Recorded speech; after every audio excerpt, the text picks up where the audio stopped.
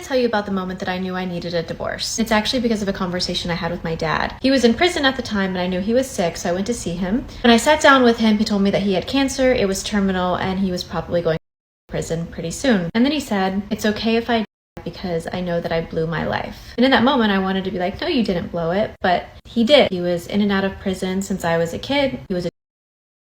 And he blew his life, and now it was about to be over. It just made me think of everything that we put off in life and the amount of times that we say, "Oh, I'll do it tomorrow, I'll do it next week, I'll do it next month." And you don't know if you'll ever have that time. So I realized I was blowing my life just in a completely different way. I was in a marriage that I didn't want to be in. I was chronically unhappy. I tried to make it work, but I was unhappy. And I was unhappy a lot of the time, most of the time. I was really suffering. And when you're suffering for a prolonged amount of time, you need to make a change. So a couple months after that conversation, I left my marriage. I started over, created a whole new life for myself. My dad did pass away, but his kind of brought me back to life in a very bittersweet way. Ho, ho, ho!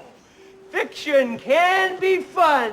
Well, I'd like to start off by saying I feel sorry for this woman having had lost her father. That is very painful, and I do feel for her on that one. Now, addressing what she has said about when she was ready to get divorced, let me get this straight. The only reason you put in for a divorce because you didn't feel happy anymore. But you had 2 kids in the marriage. Okay, sweetheart, maybe you didn't learn this lesson in life, but the moment you became a married woman with children, your fifis are out the window. Do you think the man is always 100% happy in a relationship? No, but he sacrifices a lot to make sure that his children and his wife are taken care of. Now, we do not know the dynamics of your relationship. He may have been abusive, he may have been a jerk, or he may have just been lazy. We don't know. Going off of what you're saying, that you were not happy and you didn't mention any abuse of any kind, because, trust me, that's the first card women love to play in the game of sympathy. It seems that you destroyed your family off a selfish reason. Your feelings, which change. Now, you can toot your own horn and say, "Oh, I'm super happy. I'm the happiest I've ever been." Yeah, that's a tell of somebody who's hitting that copium way too hard. I mean, honey, your story's not new, and we've seen this before. Sure, you're riding the high of, "Oh, I'm so independent now," but sooner or later,